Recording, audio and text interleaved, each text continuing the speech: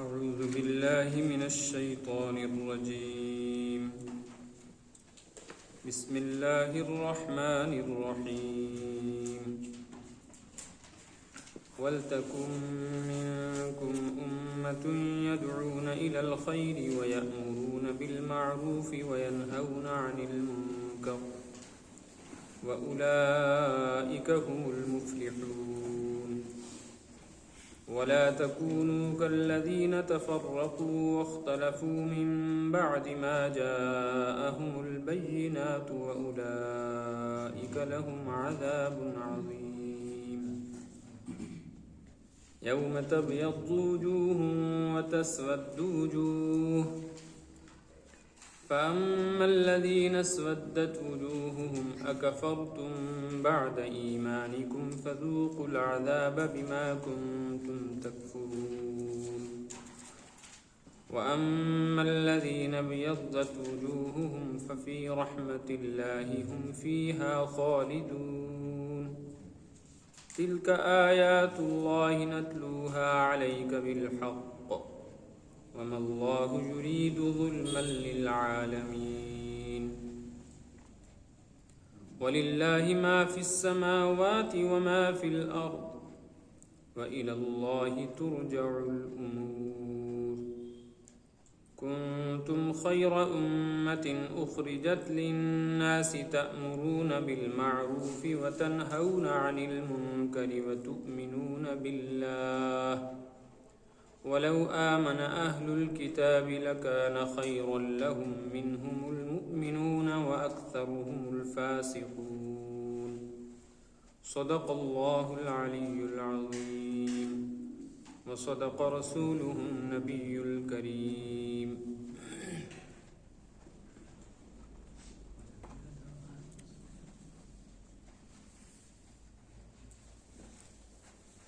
گزشتہ آیات میں کامیابی کی دو بنیادیں بتائی گئی تھیں. ایک یہ کہ مومن کو اپنی زندگی تقوی کے ساتھ اللہ سے ڈر کے گزارنی چاہیے.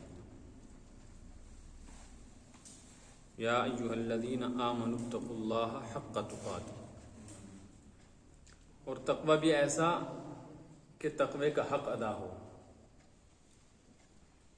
یعنی مکمل دین کے ساتھ زندگی گزرے. ایسا نہ ہو کہیں اپنی منمانی، کہیں رسم و رواج کی پابندی، کہیں ہیلے بہانے کر کے شریعت کے احکام سے گریز کیا جائے، بھاگنے کی کوشش کی جائے.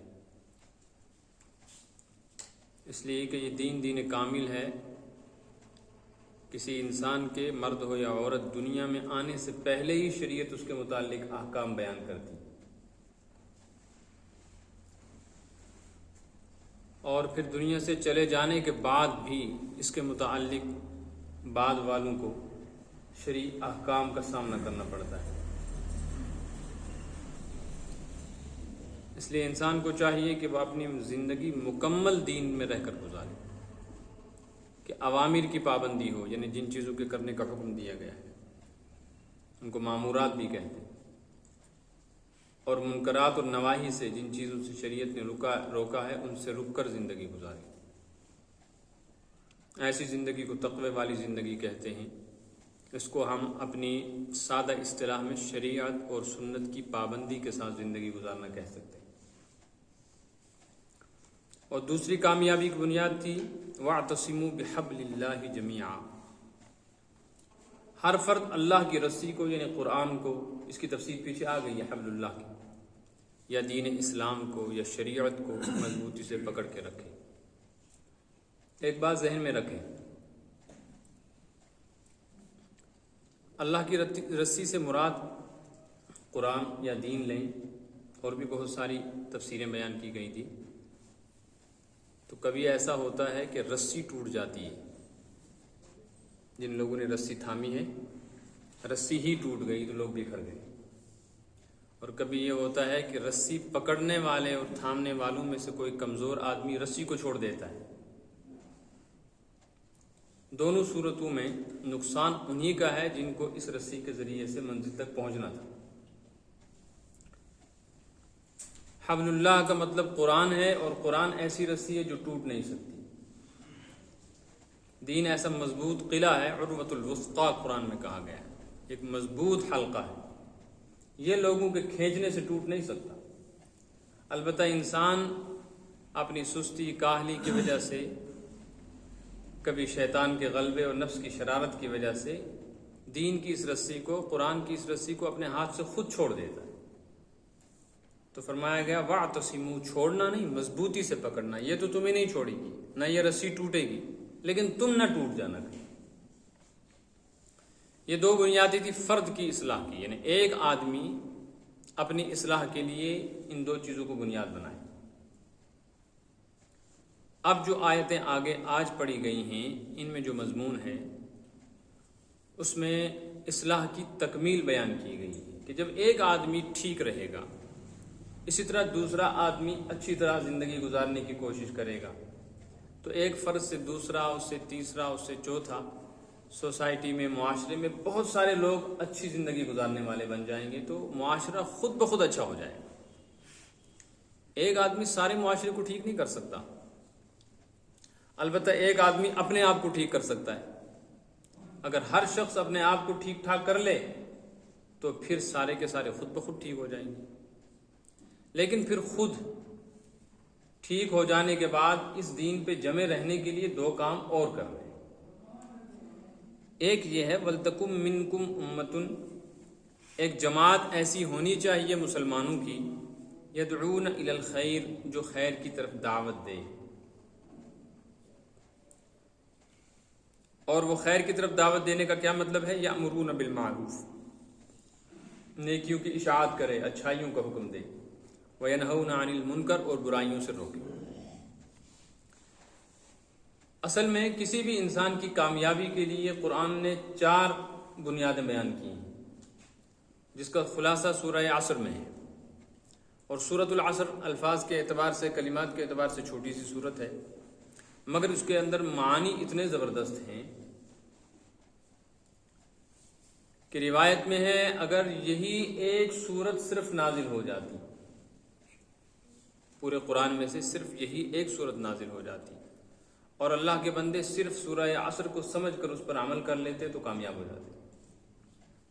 یہی وجہ ہے کہ صحابہ کرام علیہم الرضوان جب آپس میں ایک دوسرے سے مدت بعد، ہفتے، مہینے بعد ملا کرتے تھے، تو جیسے ہم سلام کلام کے بعد خیر و عافیت معلوم کرتے ہیں، کیا حال ہے، اہل و عیال کیسے ہیں، صحابہ کرام علیہم الرضوان سلام کلام کے فوراً بعد خیر خبر معلوم کرنے سے پہلے ایک دوسرے کو والعصر سنایا کرتے تھے، تاکہ زندگی گزارنے کا مقصد اور طریقہ معلوم ہو۔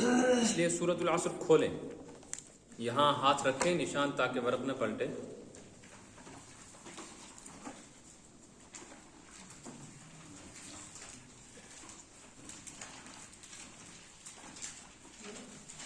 والعصر ان الانسان لفی خسر، اللہ پاک نے ایک دعویٰ کیا ہے، ایک بات ارشاد فرمائی ہے، وہ یہ ہے ان الانسان لفی خسر، انسان اپنی ذات کے اعتبار سے نقصان اور خسارے میں ہے، گھاٹے میں ہے۔ تو ساری انسانیت نقصان میں، ایک دعویٰ ہے اللہ پاک نے فرمایا۔ البتہ کچھ لوگوں کا استثناء ہے، یعنی کچھ لوگ اس سے بچے ہوئے ہیں۔ وہ کون لوگ ہیں؟ جن میں 4 چیزیں ہوں گی، 4 صفات ہوں گی، ان کو سمجھنا ہے۔ الا الذین آمنوا، سب سے پہلے یہ کہ وہ خود صحیح عقیدے والے ہوں، ان کا اپنا عقیدہ صحیح ہو۔ اور عقیدہ صحیح ہونے کا مطلب، بار بار عقیدے کی بات آتی ہے کہ 3 چیزیں بنیاد عقیدے میں، نمبر 1 توحید، نمبر 2 رسالت، نمبر 3 آخرت، یہ 3 چیزیں۔ نمبر 1 ان کا اپنا عقیدہ صحیح ہو، ایمان ہو۔ نمبر 2 وعاملوا الصالحات، ان کے اپنے عمل اپنے عقیدے اور ایمان کے مطابق ہوں، اعمال صالحہ ہوں۔ اس میں سب آ گیا اعمال صالحہ میں۔ اسلام کے جو 4 اہم شعبے ہیں نا، ایمان کے بعد 5 شعبے بڑے ہیں، عقائد، ایمانیات جن کو کہتے ہیں، اس کے بعد عبادات، پھر معاملات، پھر معاشرت، پھر اخلاقیات۔ تو یہ چاروں کے چاروں شعبے عبادت میں، اعمال صالحہ میں آ گئے، گناہوں سے بچ کر زندگی گزارنا، نیکی کا۔ تو 2 کام تو یہ ہو گئے، خود ایمان والا ہو اور خود اپنا عمل ایمان کے مطابق ہو۔ وتواصوا بالحق، اور لوگوں کو ایمان کی دعوت دے۔ وتواصوا بالصبر، اور لوگوں کو اعمال صالحہ کی دعوت دے۔ اعمال صالحہ میں دونوں چیزیں آ گئی، برائیوں سے روکے اور اچھائیوں کا حکم دے، اچھائیوں کو پھیلائے، اچھائیوں کی بات کہے۔ اتنی بات سمجھ میں آ گئی؟ یہی تفصیل وہاں آ رہی ہے، یہاں اگر سمجھ میں آ گئی۔ لیکن اس پر دلیل کیا ہے؟ ثبوت کیا ہے کہ سارے انسان گھاٹے میں سوائے ان لوگوں کے جو یہ چار کام کرتے ہیں؟ دعوے کے بعد کیا ہوتی ہے؟ دلیل اللہ نے پہلے دی ہے، فرمایا والعصر، دلیل ہے زمانہ، تاریخ کو دیکھو، یہ تاریخ تم کو بتلائے گی کہ حضرت موسیٰ کے ماننے والے کیسے رہے اور نہ ماننے والے فرعون کا کیا حال ہوا، حضرت ابراہیم علیہ السلام کے نہ ماننے والوں کا کیا حال ہوا، حضرت نوح کے، حضرت لوط کے، حضرت عیسیٰ علیہ السلام کے نہ ماننے والوں کا کیا حال ہوا، ماننے والے کہاں گئے۔ تو یہ چار بنیادیں یہی یہاں بیان کی گئی کہ ایک تو خود اللہ سے ڈر کر زندگی گزارے حق تقاتی، دوسرا واعتصموا بحبل اللہ، دین کو مضبوطی سے تھامے رکھے، نہ لالچ کی وجہ سے دین کو چھوڑے اور نہ ڈر اور خوف کی وجہ سے دین کو چھوڑے۔ یہ دونوں باتیں ذہن میں رکھنی چاہیے۔ انسان دین کو دو وجہ سے چھوڑتا ہے، یا تو کسی چیز کی طمع، حرص، اور یا پھر کسی کا خوف۔ تو دین پر عمل کرنے کے لیے نہ کوئی لالچ رکاوٹ بنے، نہ کسی کا خوف اس کو دین پر عمل سے روک سکے۔ پھر اس کے بعد اپنے معاشرے کو دعوت دے، وَلْتَكُمْ مِنْكُمْ أُمَّةٌ، اور یہ کام مسلسل ایک جماعت کرے۔ فرد کو تو کرنا ہی ہے، لیکن ایک ایک فرد اپنی جگہ اگر ٹھیک ہوتا رہا تو خود بخود پورا معاشرہ ٹھیک ہو جائے گا۔ پھر یہ ٹھیک ٹھاک معاشرہ اسی حالت پر قائم رہے، اس کے لیے ایک جماعت مستقل یہی کام کرے۔ ان کا اوڑھنا بچھونا، ان کا جاگنا سونا، ان کا چلنا پھرنا، بولنا سننا یہی ہو۔ کیا؟ یدعون الی الخیر، وہ خیر کی طرف دعوت۔ یہاں ایک اہم ترین بات سمجھنی ہے، اگر آپ قرآن پاک کی آیات کی طرف دھیان دیں گے، کلمات کی طرف، تو سمجھ پائیں گے۔ وَلْتَكُمْ مِنْكُمْ أُمَّةٌ، ایک جماعت تم میں سے ہونی چاہیے۔ کیا کرے گی وہ جماعت؟ تین چیزیں بیان کی گئی۔ نمبر ایک، یدعون الی الخیر، وہ خیر کی طرف دعوت دے۔ تو دعوت الی الخیر مستقل ایک کام ہے۔ نمبر دو، یأمرون بالمعروف، نیکیاں پھیلائے، نیکیوں کا حکم کرے، امر بالمعروف، وینہون عن المنکر، اور برائیوں سے روکے۔ یہ تین چیزیں الگ الگ ہیں، اور ان تینوں کا فرق سمجھ نہ آنے کی وجہ سے لوگوں کو غلط فہمی ہوتی ہے۔ امر بالمعروف اور نہی عن المنکر اس کے درجے ہیں، ہر آدمی کا کام امر بالمعروف اور نہی عن المنکر نہیں ہے، لیکن دعوت الی الخیر ہر انسان کا کام ہے۔ لوگ تبلیغی جماعت کو کہتے ہیں کہ یہ لوگ امر بالمعروف اور نہی عن المنکر کرتے ہیں، تو ان کا صرف امر بالمعروف والا حصہ تو ہے، نہی عن المنکر نہیں ہے۔ دوسری بات یہ ہے، بعض لوگ کہتے ہیں کہ امر بالمعروف اور نہی عن المنکر کرنے کے لیے طاقت ہونی چاہیے، اقتدار ہو کہ جو نہ مانے اس کو سزا بھی ملے، ان کے پاس تو کوئی طاقت ہی نہیں۔ اور خود دعوت و تبلیغ کے احباب بھی یہ غلطی کرتے ہیں کہ وہ کہتے ہیں ہم امر بالمعروف اور نہی عن المنکر کر رہے ہیں۔ آپ کو سمجھ میں آ رہی؟ یہ دو الگ چیزیں ہیں، یہ ان کا کام ہی نہیں ہے۔ ان کا کام ہے یدعون الی الخیر، ایک جماعت ہو جو صرف خیر کی دعوت دیتی رہے، اس کے لیے حالات موافق ہوں یا موافق نہ ہوں۔ ان کا ایک مشن ہے کہ یہ لوگوں کو کہتے رہیں گے، چاہے حالات موافق نہ موافق کا مطلب یہ نہیں ہے کہ خدا نخواستہ ان کے لیے مسائل، مطلب یہ ہے کہ جس چیز کی یہ دعوت دے رہے ہیں، چاہے یہ سوسائٹی میں پہلے سے اچھائی موجود ہے، تب بھی یہ لوگ آواز لگاتے رہیں۔ ایک برائی کا ابھی وجود نہیں ہے، تب بھی یہ لوگ اس برائی سے لوگوں کو ڈراتے رہیں۔ یہ کام ہے ان کا، اور اس کے لیے نہ وقت کی تعیین ہے، نہ فرد کی تعیین ہے، نہ اس کے لیے حکومت کی ضرورت ہے۔ دعوت تبلیغ والے کو یہی کام ہے۔ مثلا ظہر کی نماز پڑھ لی، نماز پڑھ کے لوگ مسجد سے نکل گئے، اب عصر تک ان لوگوں کو کوئی نماز نہیں پڑھنی، نوافل کے سوا کوئی نماز نہیں۔ جب کوئی نماز ہی نہیں ہے اس دوران، تو اس حالت میں بھی ایک جماعت ایسی ہونی چاہیے جو لوگوں کو کہتی رہے بھائی نماز فرض ہے، عصر سے پہلے پہلے عصر کی تیاری کر لو، ایسا نہ ہو عصر کی نماز کا وقت ہو جائے تمہاری جماعت چھوٹ جائے یا نماز قضا ہو جائے۔ رمضان شریف نہیں ہے لیکن پہلے ہی کہتے رہتے ہیں کہ رمضان آنے والا ہے، رمضان کی تیاری کر لو۔ حج آنے والا ہے، حج کے مسائل سیکھ لو۔ زکوٰۃ کا ابھی وقت نہیں ہے لیکن زکوٰۃ ادا کرو، زکوٰۃ کا حساب لگاؤ۔ اس کو کہتے ہیں دعوت الی الخیر۔ نیکی کی بات ہر حال میں کہتے رہو، چاہے اس وقت اس کی ضرورت ہے یا ضرورت نہیں۔ ایک گناہ ہے جو ابھی نہیں ہے لیکن ڈراتے رہو، لوگوں کو کہتے رہو شراب نہ پیو، جھوٹ نہ بولو، چاہے کوئی شرابی ہو اور جھوٹا نہ ہو، چاہے کوئی بدکار نہ ہو، لیکن لوگوں کو کہتے رہو کہ زنا، بدکاری، بے حیائی، حرام کاری سخت جرم ہے۔ اس کو کیا کہیں گے؟ دعوت الی الخیر۔ خیر سے مراد ہے نفع والی بات، گناہوں سے روکنا بھی نفع اور برائیوں سے بچانے کے لیے محنت کرنا یہ بھی لوگوں کا نفع، اور اچھائی کی بات کہنا بھی نفع۔ دوسرا کام ہے یہ امرون بالمعروف، امر بالمعروف۔ امر کہتے ہیں حکم کرنے کو۔ یہ اس وقت ہوگا جب نماز قضا ہو رہی ہے اور پھر بھی ایک آدمی نماز پڑھنے کو تیار نہیں ہے، تو اب اس کو یہ نہیں کہیں گے پڑھا کرو، اب تو کہیں گے جلدی پڑھو۔ یہ ہو جھوٹ بول رہا ہے تو اس کو روکیں گے، شراب پی رہا ہے تو اس کو اس سے روکیں گے، اس کو کہیں گے نہیں عن المنکر۔ جب برائی ہو رہی ہو اس وقت برائی سے روکنا، اس کو کہتے ہیں نہیں عن المنکر۔ اور جب نیکی کا وقت جا رہا ہے اور نیکی نہیں کر رہا اس وقت نیکی کا حکم دینا ہے، اس کو کہیں گے امر بالمعروف۔ اور جب برائی نہیں ہے اور نیکی ہے اس وقت بھی برائی سے روکنا اور نیکی کی بات کہتے رہنا، اس کو کہیں گے دعوت الی الخیر۔ فرق سمجھ میں آیا؟ اس لیے دعوت الی الخیر کی کوئی شرط نہیں ہے، ہر آدمی کو کرنا ہے۔ امر بالمعروف اور نہی عن المنکر کی شرائط ہے، اسی لیے اس کے مسائل بھی ہیں۔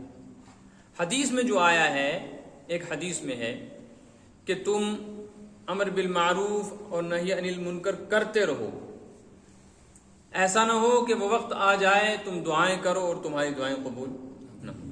وہ ہے نا حدیث فضائل اعمال میں۔ مطلب یہ ہے اگر تم اپنے ماحول، معاشرے اور سوسائٹی میں یا اپنے ماتحت لوگوں کو دیکھ رہے ہو کہ وہ خدا و پیغمبر کی نافرمانی کر رہے ہیں اور جو احکام ان پر عائد ہیں وہ اس کی مخالفت کر رہے ہیں، تو ان کو تم روکو۔ کیسے روکو؟ پھر اس میں درجہ بندی ہے کہ ایک درجہ ہے حاکم کا، حکمران کا، جس کے پاس طاقت ہے، اس کے لیے شریعت میں ہے من رآ منکم منکرا فلیغیرہ بیدہ۔ وہ کیسے روکے گا؟ وہ روکے گا ڈنڈے کے زور سے۔ چور کو ہاتھ کاٹ کے سزا دی جائے گی، زانی کو سنسار کیا جائے گا، قاتل کو بدلے میں قتل کیا جائے گا، شرابی کو اور ایسے ہی کسی پاک دامن عورت پر الزام لگانے والے کو سزا دی جائے گی شرعی۔ نماز نہ پڑھنے والے کو قید کر دیا جائے گا امام ابو حنیفہ رحمۃ اللہ علیہ کے نزدیک، جب تک کہ وہ توبہ نہ کر لے۔ یہ امر بالمعروف نہی عن المنکر کا جو درجہ ہے، طاقت کے بل بوتے پر روکنا، یہ حکمران کے پاس ہے، میرے اور آپ کے پاس نہیں۔ ہم اگر کسی کو اپنی آنکھ سے زنا کرتے ہوئے دیکھ لیں اور پھر اس کے بعد ہم خود ہی ڈنڈا اٹھا کر اس کو مار دیں چاقو، چھری، گولی سے، اس لیے ہم کو اس کی اجازت نہیں دی، اس میں پکڑے جائیں گے ہم۔ الا یہ کہ خدا نخواستہ کوئی شخص اپنی بیوی کے ساتھ کسی کو ایسا کرتے ہوئے دیکھے، تو وہاں اگر اس نے ایسا کر دیا، قتل کر دیا، تو اس کی کچھ گنجائش ہے۔ یہ اختلافی مسئلہ ہے، لیکن میری زبان سے نکل گئی بات تو میں نے کہہ دی، ورنہ اس کے لیے شرائط ہے۔ دوسرا درجہ جو حکمران نہیں ہے، فَإِن لَّمْ يَسْتَطِعْ فَبِلِسَانِهِ، جو اتنی طاقت نہیں رکھتا ہے، اس کو چاہیے وہ اپنی زبان سے روکے، کم از کم نماز کا وقت جا رہا ہے تو لوگوں کو کہو بھائی نماز پڑھو۔ یہ دوسرے درجے کا کام، زبان کو استعمال کرو۔ زکوٰۃ نہیں دے رہے ان کو کہو زکوٰۃ دو، جھوٹ بول رہے ان کو کہو جھوٹ مت بولو۔ وہ بے حیائی اور بدکاری کر رہے ہیں چوری چھپے یا کھلم کھلا، تو ان کو اس سے روکو۔ تیسرا درجہ ہے اگر کسی انسان کو اس کی طاقت نہیں، اور اس کی طاقت کا یہ مطلب نہیں کہ اس کی زبان نہیں چلتی، زبان تو چل رہی ہے نا۔ جیسے ڈنڈا اٹھانے کی طاقت ہے، لیکن میرے ڈنڈے اٹھانے میں اور پولیس کے ڈنڈے اٹھانے میں فرق ہے۔ میں ڈنڈا اٹھاؤں گا مجرم کو مارنے کے لیے تو میں خود مجرم بنوں گا، وہ اٹھائیں گے تو مجرم نہیں بنیں گے، ان کو اختیار ہے۔ اسی طرح جس آدمی کے پاس زبان ہے لیکن وہ اس زبان کو استعمال کر کے اگر برائی سے روکنا چاہے یا کوئی نیکی کی دعوت دے، تو ماحول معاشرہ ایسا ہے کہ اس کو جانی مالی نقصان ہو جائے گا، یہ اس بات سے ڈر رہا ہے، تو اس کو شریعت نے کہا اس حالت میں اگر تم اپنی زبان کو استعمال نہ کرو تو تم گناہ گار نہیں ہو، کیونکہ تم کو اپنی ضعف ایمان کی وجہ سے اتنی طاقت نہیں ہے کہ تم اتنا بڑا قدم اٹھاؤ اور پھر ایسی تکلیف سہ لو، برداشت کر لو۔ لہٰذا کم از کم اپنے مومن ہونے کا ثبوت دو۔ فَإِن لَّمْ يَسْتَطِعْ، جس کو اس کی بھی طاقت نہ ہو، فَبِقَلْبِهِ، تو کم از کم دل سے اس کے ساتھ نفرت کرو کہ اگر برائی کے ماحول میں بیٹھے ہو وہاں سے اٹھ جاؤ، نیکی کی مجلس نہیں ہے وہاں سے ہٹ جاؤ، اور جو برائی کر رہے ہیں، نافرمانی اللہ کے کھلم کھلا کر رہے ہیں، چاہے گناہ کی صورت میں چاہے نیکی نہ کرنے کی صورت میں، تو کم از کم ان سے الگ رہو اور دل سے اس عمل کو برا سمجھو۔ پھر فرمایا ایک روایت میں وَذَلِكَ أَضْعَفُ الْإِيمَانِ، یہ ایمان کا سب سے کمزور درجہ ہے، لیکن یہ کس میں ہے؟ امر بالمعروف اور نہی عن المنکر میں۔ ایک اور روایت ہے اس میں یہ الفاظ بھی، اس حدیث میں یہ الفاظ بھی زائد ہیں، وَلَيْسَ وَرَاءَ ذَلِكَ حَبَّةُ خَرْدَلٍ مِّنْ ایمان، جو آدمی برائی کو دیکھے یا کوئی حکم شرعی تھا جس کو ادا نہیں کر رہے ہیں لوگ، ان کو دیکھ رہا ہے، نہ یہ ڈنڈے کے زور سے ان کو منوا سکتا ہے شرعی حکم، نہ زبان سے کہہ سکتا ہے، اور یہ دل سے بھی اس کو برا نہیں سمجھتا، خود تو نیک کام کرتا ہے لیکن بد عملوں کے ساتھ زندگی گزارا، دوستی برقرار ہے۔ قرآن پاک میں فلا تقعد بعد الذکری مع القوم الظالمین، شرعی احکام اور قرآن پاک کے نازل ہو جانے کے بعد اب کسی انسان کے لیے جائز نہیں ہے کہ وہ نافرمانوں کے ساتھ اٹھے بیٹھے۔ تو کوئی آدمی اگر دل سے بھی اس کو برا نہیں سمجھتا ہے تو فرمایا وَلَيْسَ وَرَاءَ ذَلِكَ حَبَّةُ خَرْدَلٍ مِّنْ ایمان، پھر جان لو کہ یہ آدمی اس حالت میں پہنچ گیا ہے کہ اب اس کے دل میں رائی کے دانے کے برابر بھی ایمان نہیں۔ رائی کے دانے کا مطلب ہے اب ایمان کا نام و نشان بھی نہیں ہے اس کے پاس۔ اتنی بات سمجھ میں آئی؟ یہ دعوت الی الخیر اور امر بالمعروف نہی عن المنکر کا فرق۔ اب دوسرا مطلب سمجھیں، حدیث میں آیا ہے من رآ منکم منکرا، جو تم میں سے برائی دیکھے گا، کس سے؟ آنکھ سے۔ کان سے تو نہیں دیکھ سکتا، دماغ سے تو نہیں دیکھ سکتا۔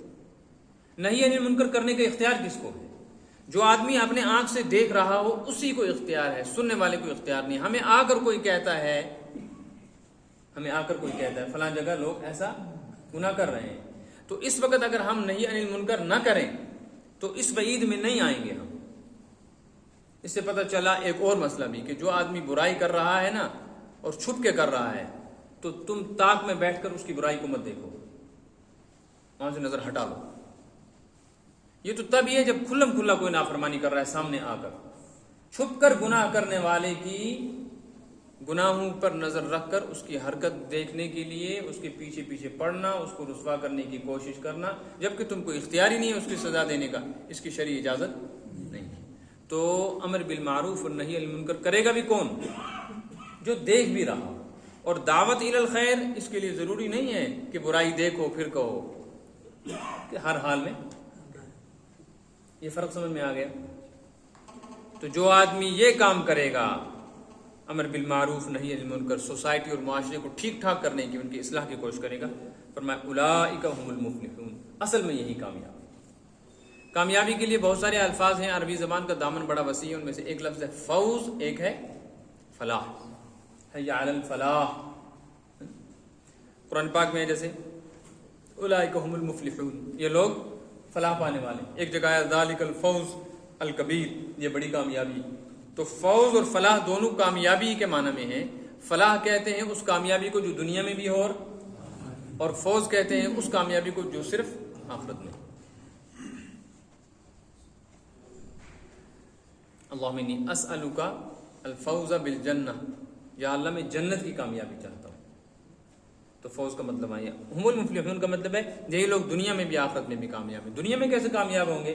اس لیے کہ ان کو پابند بنایا گیا شرعی احکام پر عمل کرنے اور کرانے کا، اور یہ خلیفہ ہونے کی حیثیت سے ایمان والوں کی ذمہ داری ہے انسان کی، تو یہ اس سے آپ کام کر رہے ہیں، خود بھی ایمان والے ہیں اور اعمال بھی ایمان کے مطابق کر رہے ہیں، دوسروں کو بھی ایمان اور اعمال کی دعوت دے رہے ہیں، لہٰذا یہ لوگ ہی کامیاب ہیں۔ پھر آگے تنبیہ فرمائی وَلَا تَكُونُوا كَالَّذِينَ تَفَرَّقُوا وَاخْتَلَفُوا مِن بَعْدِ مَا جَاءَهُمُ الْبَيِّنَاتُ، پیچھے آ گیا تھا نا حکم کے مضبوطی کے ساتھ مل جل کر دین پر رہو۔ اس سے یہ بھی پتہ چلا ایک آدمی بھی اگر دین سے نکلنے کی کوشش کر رہا ہے تو پوری سوسائٹی کی ذمہ داری اس کو کھینچ کے واپس لاؤ، اور ایک آدمی بھی اگر باہر ہے اس کو اندر لانا ہے، اندر ہے اس کو باہر جانے کی اجازت نہیں دی۔ یہ تبھی ہوگا جبکہ ایسی محنت ہو رہی ہو ماحول میں. اور اگر ایک آدمی گھر کا بڑا نمازی ہے، وہ گھر کے کسی فرد کو نماز کے لیے کہہ نہیں سکتا، تو پورے کا پورا گھر بے نمازی ہوگا، اور ایک وقت آئے گا کہ یہ بھی بے نمازی بنے گا. بڑے بڑے دیندار لوگ بھی، اور بڑی بڑی تسبیح اور ذکر اذکار، نماز کے پابند، قرآن پاک کی تلاوت کے پابند، سب نیک کام کرنے والے، اپنی بیٹی کی شادی کے اوپر ہتھیار ڈال دیتے ہیں اور کہتے ہیں کہ بیوی نہیں مانتی ہے، بچیاں نہیں مانتی.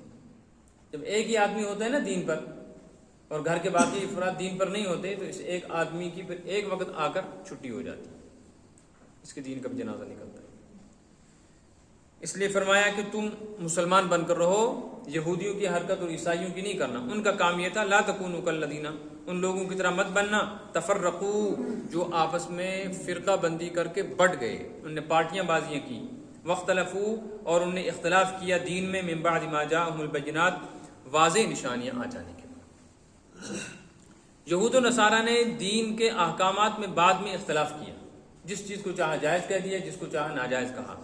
جو جس کے ساتھ لگ گیا وہ اس کی پارٹی بڑھتی چلی گئی، ایک دوسرے کو غلط کہنے لگے، حتیٰ کہ پھر انہوں نے پیغمبروں کو برا کہنا شروع کیا. یہودیوں نے حضرت سلیمان علیہ السلام کو، عیسائیوں نے مل جل کے کافر کہا کہ انہوں نے جادو کیا. عیسائیوں نے کہا موسیٰ علیہ السلام نبی نہیں ہیں، اور یہودیوں کا کوئی دین ہی نہیں ہے. اور یہودیوں نے کہا عیسیٰ علیہ السلام نبی نہیں ہے، اور عیسائیوں کا کوئی دین نہیں ہے. پہلے پارے میں تفصیل آ گئی. حق والے ہی پہ حق والوں کو غلط کہیں گے. یہ کب ہوگا؟ جب دین کے واضح احکام میں اختلاف ہو. دیکھیں اب واختلفوا، اختلاف کیا ان لوگوں نے کس چیز میں؟ دین میں. لیکن دین کے کون سے مسائل میں؟ من بعد ما جاءہم البینات، بینات کہتے ہیں واضح اور کھلے ہوئے احکام. یہ ایک تفصیلی موضوع ہے، بس یہاں تھوڑا سا اشارہ کروں گا میں کہ دینی احکام دو طرح کے ہیں. ایک وہ ہے جو وضاحت کے ساتھ قرآن و حدیث میں آ گئے ہیں، ان میں اختلاف کرنے والا فرقہ بندی کرتا ہے. ان میں اختلاف کرنے والے کو کیا کہیں گے؟ فرقہ. اور شرعی احکام میں سے کچھ احکام ایسے جو واضح ہیں ہی نہیں، قرآن و حدیث میں صراحت کے ساتھ کوئی حکم بیان نہیں کیا گیا ہے، بعد میں مسائل پیدا ہوئے ہیں. اب علماء مجتہدین ان مسائل کو قرآن و حدیث کی روشنی میں حل کر رہے ہیں، یا موجود تو ہیں احکامات لیکن بظاہر دو الگ الگ چیزیں ثابت ہو رہی ہیں، کسی حدیث سے کچھ، کسی حدیث سے کچھ، تو تعارض ہے، ٹکراؤ ہے آپس میں. اب اس کو صحیح کہیں یا اس کو صحیح کہیں، تو وجہ ترجیح تلاش کرتے کہ ان میں سے زیادہ صحیح کیا ہے. یہ وہاں ہوتا ہے جہاں واضح احکام نہ ہو. جہاں واضح احکام نہ ہو وہاں اختلاف رحمت ہے. لہذا ائمہ مجتہدین کا اختلاف یا حضرات صحابہ کرام علیہم الرضوان کا اختلاف، جہاں ان کو واضح کوئی حکم نہیں ملا اور انہوں نے اجتہاد کیا اور پھر آپس میں ایک دوسرے سے ان کا اختلاف ہوا ہے، بشرطے کہ وہ اس اختلاف کے بعد ایک دوسرے کو گمراہ اور غلط نہ کہیں، تو ان کا وہ اختلاف رحمت ہے. جیسے 4 اماموں کا اختلاف ان مسائل میں ہے جن میں قرآن و حدیث نے وضاحت کے ساتھ کوئی حکم نہیں دیا، یا ہے حکم لیکن وہ آپس میں ٹکرا رہا ہے. اس کے باوجود ترجیح کے مسائل سامنے آ گئے. امام ابو حنیفہ اس کو ترجیح دیتے، امام شافعی اس کو، امام احمد بن حنبل اس کو، اور امام مالک اس کو. اختلاف کے باوجود کوئی امام نہیں کہتا میں بالکل صحیح ہوں، یہ غلط ہے، بلکہ یہ کہتے ہیں، ہمارا مقلدین کا نظریہ یہ ہے 4 اماموں کا، کہ ہمارے امام صاحب کی تحقیق دوسرے امام صاحب کی تحقیق کے مقابلے میں زیادہ صحیح نہیں. صحیح کا مقابلہ کیا ہے؟ صحیح کا مقابلہ ہے غلط. اگر یہ کہہ دیا امام صاحب صحیح ہیں تو اس کا مطلب ہے امام شافعی علیہ باللہ. یہ تعبیر نہیں ہے. تعبیر یہ ہے امام ابو حنیفہ رحمۃ اللہ علیہ کی تحقیق زیادہ صحیح ہے، اس کا مطلب ہے صحیح امام شافعی کی بھی ہے، اس لیے ان کو ہم غلط. لیکن اس کے باوجود یہ بات ہے کہ امام ابو حنیفہ رحمۃ اللہ علیہ کی تحقیق پر ہم کو اعتماد ہے. ممکن ہے اللہ کے نزدیک امام شافعی کی تحقیق زیادہ صحیح ہو، لیکن چونکہ یہ مدار نہیں ہے نجات کا، اس لیے اس کا فیصلہ بھی دنیا میں نہیں ہو سکتا ہے کہ اس میں سے زیادہ صحیح کون سا ہے. حتمی فیصلہ نہیں ہو سکتا. قیامت کے دن پتہ چلے گا. اچھا قیامت کے دن کیسے پتہ چلے گا؟ قیامت کے دن ایسا پتہ چلے گا کہ جس امام صاحب کی تحقیق زیادہ صحیح ہوگی یا صحیح ہوگی تو اس کو ڈبل اجر ملے گا. حدیث میں آیا نا، جس آدمی نے دین میں اجتہاد کیا ایسے مسائل میں جو واضح نہیں، بشرطے کہ اس کو اجتہاد کا حق حاصل ہو، تو پھر یہ آدمی اپنے اجتہاد میں اگر حقیقت تک پہنچ گیا ہے، صحیح اجتہاد ہے، تو اس کو دگنا اجر ملے گا، اور اگر غلطی ہو گئی تو یہ کہہ رہا تھا ایک، تو وہاں جس کو سنگل ملے گا تو پتہ چلے گا اس سے خطا ہوئی تھی، اور جس کو ڈبل ملے گا. اسی لیے اجتہادی مسائل کی کوئی تبلیغ نہیں ہے، اور اس پہ کوئی نکیر بھی نہیں ہے. کوئی آدمی رفع یدین آمین بالجہر کرتا اس کو روک نہیں سکتے، اس کو برا نہیں کہہ سکتے، اور کوئی آدمی نہیں کرتا اس کو روک نہیں سکتے. جو آدمی رفع یدین آمین بالجہر کو بنیاد بنا کر انتشار پیدا کرے، یہ شافعی مالکی حنبلی مسلک اہل سنت والجماعت میں سے نہیں ہے. یہ حق کو حق نہیں کہتا، یہ حق کو ناحق کہہ رہا ہے، لہذا یہ آدمی گمراہی فرقہ ہے. سمجھا گئی؟ اور 8ویں پارے میں آئے ان الذین فرقوا دینہم وکانوا شیعا لست منہم فی شیء. یہ نبی صلی اللہ علیہ وسلم جو فرقہ بندی کرتے ہیں، گروہ بندی کرتے ہیں اہل حق میں، وکانوا شیعا، ان کی بھی ایک جماعت ہے، لست منہم فی شیء، آپ یہ بات ذہن میں رکھیں، آپ کو ان کے ساتھ کوئی تعلق نہیں. انما امرهم الی اللہ، ان کا معاملہ اللہ کے حوالے ہے. سوف ینبئہم بما کانوا یعملون، جو کرتے ہیں اس کی حرکت کی سزا اللہ خود دے گا. وَأُولَٰئِكَ لَهُمْ عَذَابٌ عَظِيمٌ، اہل حق کے لیے فرمایا اولئک هم المفلحون، کامیاب ہیں، اور جس طرح کے گمراہ ہیں ان کے لیے فرمایا ان کے لیے عذاب ہے. یہ عذاب کب ملے گا ان کو؟ ما یوم تبیض وجوہ، جس دن کچھ چہرے چمکدار ہوں گے، سفیدی ہوگی، وتسود وجوہ، اور کچھ چہرے سیاہ ہوں گے. قرآن پاک میں مختلف جگہوں پر یہ مضمون آیا ہے، چہروں کی سیاہی اور چہروں کی سفیدی، چہروں کی چمک اور چہروں کا گرد و غبار. وجوہ یومئذ ناظرۃ الی ربها ناظرۃ، وجوہ یومئذ مسفرہ ضاحکۃ مستبشرہ، ووجوہ یومئذ علیہا غبرہ ترہقها قترہ. آیا نا قرآن پاک میں کئی جگہ آیا ہے. چہرے سفید ہوں گے، چہرے سیاہ ہوں گے. یہ کب ہوں گے؟ قیامت کے دن. یہ کون لوگ ہوں گے؟ کسی نے کچھ کہا ہے، کسی نے کچھ کہا ہے. سادہ ترجمہ اس کا یہ ہے، جو اہل ایمان ہوں گے اور ان کے ایمان میں کوئی شک و شبہ کی ملاوٹ یا کھوٹ نہیں ہوگا، اور ان کے اعمال بھی صحیح ہوں گے. قیامت کے دن ان کے ایمان کے اثرات کی وجہ سے ان کے چہرے چمک رہے ہوں گے، جیسے حدیث میں آیا اعضائے وضو کی وجہ سے اس امت کے چہرے، ان کے ہاتھ پیر چمک رہے ہوں گے. اور جو اہل کفر ہوں گے یا اہل زیغ و ضلال گمراہ فرقے ہوں گے، یا تو وہ اپنے کفر کی وجہ سے یا عقائد میں شکوک و شبہات اور غلطی کی وجہ سے قیامت کے دن اس حالت میں آئیں گے کہ ان کی بری حرکتوں اور ان کے برے عقیدوں اور نظریوں کی نحوست کی وجہ سے ان کے چہرے سیاہ ہوں گے. یا تو یہ مطلب، یا یہ مطلب ہے کہ قیامت کے دن جو اہل ایمان اور اعمال صالحہ والے ہوں گے، یہ خوشی کی حالت میں ان کے چہرے سے خوشی ظاہر ہو رہی ہوگی، چونکہ اللہ ان سے خوش ہوگا، جنت ملنے والی ہوگی، اور یہ سر اٹھا کر دیکھیں گے. اور جو دوسرے ہوں گے گمراہ فرقے یا کفار یا اہل ایمان میں سے وہ لوگ جن کے عقائد بگڑے ہوئے ہیں، اپنے آپ کو مسلمان کہتے ہیں، تو قیامت کے دن یہ اس حال میں آئیں گے کہ شرم کی وجہ سے سر جھکے ہوئے ہوں گے، اور ایسا لگے گا جیسے مٹی اور گرد و غبار سے اٹے ہوئے ہیں، یہ نظر بھی نہیں ملا سکیں گے کسی سے. ورنہ اس کی تفسیر بہت زیادہ ہے. اب اس کے لیے پھر آپ کو سمجھانا ہے جو لوگ اس کا مصداق ہیں وہ کون ہیں. فَأَمَّا الَّذِينَ اسْوَدَّتْ وُجُوهُهُمْ، جن کے چہرے قیامت کے دن سیاہ ہو جائیں گے، ان سے کہا جائے گا، ان سے فرمایا جائے گا، جو جن کے چہرے سفید ہوں گے ان کو تو خوشخبری ہوگی، سلام علیکم طبتم فادخلوها خالدین، سلامتی ہو، خوشحالی ہو، جنت میں جائیں. اور ان سے کہا جائے گا آج کیوں سر جھکا کر کھڑے ہو؟ دنیا میں تو بڑے بڑے تم سٹیج سے جاتے تھے اور کہتے تھے ہم سے کوئی مقابلہ کرنے والا ہے، ہمارے دلائل کا جواب دو. کہاں تھے وہاں دنیا میں؟ کیا سوچتے تھے؟ آج کیوں سر جھکا ہوا؟ اکفرتم بعد ایمانکم، کیا ایمان آ جانے کے بعد کافر بن گئے؟ تمہیں تو اللہ نے مسلمان بنایا تھا، پھر تم نے گمراہی راہ اختیار کی. فذوقوا العذاب بما کنتم تکفرون، لہذا جو تم کفر کرتے تھے اب اس کفر کی سزا چکھو. واما الذین ابیضت وجوہہم، جن لوگوں کے چہرے چمک رہے ہوں گے، ففی رحمت اللہ، وہ اللہ کی رحمت میں ہوں گے. رحمت سے مراد یہاں جنت ہے. رحمت سے مراد جنت مفسرین نے لی. ففی رحمت اللہ کا ترجمہ یہاں کیا ہے؟ ففی جنت اللہ، وہ کس میں ہوں گے؟ اس سے ایک لطیف اشارہ فرمایا.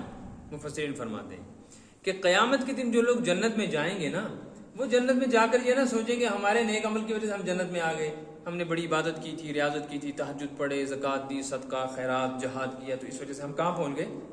نہ نہ نہ، چاہے کتنے بھی نیک عبادت کر کے تم اللہ کے پاس جاؤ، جنت میں بہرحال اللہ کی رحمت ہی سے جاؤ، عمل کی وجہ سے. سبب تو بنے گا اللہ کی رحمت ہی، ذریعہ بن جائے گا ایمان. اس لیے حدیث میں آیا کوئی آدمی جنت میں نہیں جا سکتا مگر اللہ کی رحمت کے بغیر. صحابہ نے عرض کیا یا رسول اللہ صلی اللہ علیہ وسلم ٹھیک ہے ہم لوگ تو اللہ کی رحمت ہی سے جائیں گے، لیکن آپ تو امام الانبیاء ہیں اور آپ کے اعمال اور آپ کا اللہ کے یہاں قرب، آپ کیسے جائیں گے؟ کیا آپ اپنی نبوت، اپنی رسالت، اپنے ایمان، اپنے اعمال کی وجہ سے جائیں گے؟ باقی لوگ جائیں گے اللہ کی رحمت سے. آپ نے فرمایا لا، نہیں الا ان یتغمدنی اللہ برحمتی، مجھے بھی اللہ اپنی رحمت ہی سے جنت میں لے جائے گا. اس کا مطلب ہے جس کو اللہ تعالیٰ جنت میں لے جائے اس پر اللہ کی رحمت، اور جس کو جنت میں جانے کے لیے ایمان بخش دیا، اعمال کی توفیق بخش دی، گناہوں سے بچنا نصیب فرما دیا، اس پر بھی اللہ کی رحمت. اور جو آدمی گناہوں میں مبتلا ہے یا گمراہ عقیدوں میں مبتلا ہے تو سمجھو کہ اللہ کی رحمت کا سایہ اس سے ہٹا ہوا ہے، چاہے یہ اپنے آپ کو کتنا ہی کامیاب سمجھتا ہو. تلک آیات اللہ، یہ اللہ تعالیٰ کی آیتیں ہیں، احکامات ہیں، اللہ تعالیٰ کا حکم ہے. نتلوہا علیک بالحق، اے نبی ہم صاف صاف آپ کے سامنے تلاوت کر رہے ہیں. واللہ یرید ظلما للعالمین، اللہ تعالیٰ جہان پر کسی انسان پر ظلم کا ارادہ بھی نہیں کرتا. جب وہ چاہتا ہی نہیں ہے ظلم کرنا، پھر بھی تم سزا کے کام کر رہے ہو، تو اب جو سزا تم کو دی جا رہی ہے یہ ظلم نہیں ہے، یہ تو تمہارا حق ہے. لہٰذا تم یہ نہیں کہہ سکتے ہو کہ اللہ نے کسی پر ظلم کیا. یہ جواب ہے اس کا کہ ایک آدمی 50 سال 60 سال کفر کرے گا پھر ہمیشہ ہمیشہ کیسے جہنم میں رہے گا. اس کو یہاں نہیں سمجھ سکتے، تم اس کو وہیں سمجھو گے، وہاں سمجھ میں آ جائے گا کہ بالکل کفر کی سزا یہی ہے کہ ہمیشہ کہاں رہنا چاہیے؟ جہنم. یہ کیسے ہو سکتا ہے؟ ایک آدمی چلا گیا، اس نے ایگزام پاس کیا اور ایگزام پاس کر کے وہ 60 سال کے لیے ملازم بن گیا، اور ملازم بننے کے بعد جب ریٹائر ہوتا ہے تو اس کے بعد اس کی پینشن لگ جاتی. اور دوسرے بیچارے کو جو فیل ہوا یا مارکس کم آئے اس کو 5 روپے بھی نہیں ملتے، بلکہ فارم کے جو پیسے تھے وہ بھی واپس نہیں مل رہے. ناانصافی ہے کہ نہیں؟ لیکن یہاں کا نظام ایسا ہے، اس لیے سمجھ میں آ رہا ہے کہ ایسا ہی ہونا چاہیے. قیامت کے دن یہ بات بھی سمجھ میں آئے. وَلِلَّهِ مَا فِي السَّمَاوَاتِ وَمَا فِي الْأَرْضِ، سب کچھ زمین و آسمان میں جو ہے اللہ ہی کا ہے، اور جب اللہ کا ہے تو الی اللہ ترجع الامور، اسی کے پاس تمام معاملات لوٹائے جائیں گے، وہ خود فیصلہ کرے گا حق اور ناحق کا. ترجمہ دیکھ لیں، وَلْتَكُن مِّنكُمْ أُمَّةٌ، تم میں سے ایک جماعت مستقل ہونی چاہیے. اس سے پتہ چلا ایک جماعت کا یہ کام ہے، کرنا چاہیے، فرد بھی کرے اور جماعت بھی کرے. یدعون الی الخیر، جو نیکی جو بھلائیوں کی دعوت دیتی رہے، یامرون بالمعروف، اچھائیوں کا حکم کرتی رہے، ینہون عن المنکر، اور برائیوں سے روکتی رہے. مجھے یاد آیا بہت بچپن میں نے سنا تھا، کہیں کہ پڑھا تھا، سنا تھا غالباً، کہ امر بالمعروف کا مطلب ہے نیکیوں کا حکم. تو سب سے بڑی نیکی کیا ہے؟ ایمان ہے نا. اور نہیں عن المنکر کا مطلب ہے برائی سے روکنا. تو سب سے بڑا برا کام اور سب سے بڑا گناہ کیا ہے؟ کفر. تو ایک تفسیر اس کی یہ ہے کہ ایمان والوں کی ایک جماعت ہونی چاہیے جو ایمان کی دعوت لوگوں کو دیتی رہے، غیر مسلموں کو، اور کفر سے لوگوں کو روکتی رہے. اب اس کے بعد ایمان کی دعوت دینا اور کفر سے روکنا، اس کے لیے مرحلہ آئے گا. کس جگہ دو گے تم؟ وہ ہے میدان جہاد. جب تم میدان جہاد میں اترو گے اور پھر تم فتح یاب ہو جاؤ گے، اب کافر تمہارے سامنے آئیں گے تو دو راستے ہیں. پہلے ان کو یامرون بالمعروف، ان کو حکم دو کس کا؟ کہ ایمان قبول کرو، امن کے ساتھ رہو، جیسے مکہ مکرمہ میں فتح مکہ پر اعلان کیا گیا. اگر وہ اس پر بھی باز نہیں آتے تو پھر برائی کو مٹاؤ، اور برائی کو مٹانے کا مطلب پھر ہٹاؤ ان کو. اس لیے کہ برائی ایسی تھوڑی مٹے گی، برائی والے کو ہٹاؤ. تو اس کا ایک مطلب ہوگا جہاد کرو، امر بالمعروف نہی عن المنکر کا. اولئک هم المفلحون، یہ لوگ کامیاب ہیں. ولا تکونوا کالذین تفرقوا، ان کی طرح نہ بن جانا جنہوں نے پارٹی بازی کی، یہ یہود و نصارہ. واختلفوا من بعد ما جاءهم البینات، اور حق اور واضح نشانیاں آ جانے کے بعد انہوں نے اختلاف پیدا کر دیا. واولئک لهم عذاب عظیم، ان کے لیے بڑا زبردست عذاب ہے. اور یہ عذاب اس دن ہوگا جس دن تبیض وجوہ، کچھ چہرے چمکدار ہوں گے، وتسود وجوہ، اور کچھ سیاہ ہوں گے، خاک آلود ہوں گے. فاما الذین اسودت وجوہہم، جن کے چہرے سیاہ ہوں گے. اکفرتم بعد ایمانکم، ان سے کہا جائے گا کیا تم کافر بن گئے تو پھر تم نے پھر کفر کر لیا تھا ایمان کے بعد. لو اب فذوقوا العذاب بما کنتم تکفرون، اپنے کفر کی سزا چکھتے رہو. واما الذین ابیضت وجوہہم، جن کے چہرے چمک رہے ہوں گے. ففی رحمت اللہ، وہ اللہ کی رحمت یعنی جنت میں ہوں گے. ہم فیہا خالدون، ہمیشہ ہمیشہ اس جنت میں رہیں گے، عارضی نہیں ہوگی. تلک آیات اللہ نتلوہا علیک بالحق، یہ حق کی نشانیاں اور آیتیں ہم اے نبی صلی اللہ علیہ وسلم آپ کے سامنے کھول کھول کے بیان کر رہے ہیں. واللہ یرید ظلما للعالمین، اللہ تعالیٰ تو اپنی مخلوق پر ظلم کا ارادہ بھی نہیں کرتا۔ وللہ ما فی السماوات و ما فی الارض، زمینوں میں آسمانوں میں جو کچھ ہے سب اللہ ہی کا ہے، جب اسی کا ہے الی اللہ ترجع الامور، سارے معاملات لوٹ کر اسی کے پاس جائیں گے، وہی فیصلہ کرے۔ اللہم اجعل القرآن ربیع قلوبنا ونور صدورنا وجلاء احزاننا وذهاب همومنا وغمومنا، اللہم یا فارج الغم ویا کاشف الہم اکشف عنا غمومنا وہمومنا وفرج عنا ما نحن فيه من امور دیننا ودنیانا وآخرتنا، وحبب حبیبک ونبیک سیدنا ومولانا محمد صلی اللہ علیہ وسلم فینا حتی یشفع لنا عندک فی کل ما اہمنا من امور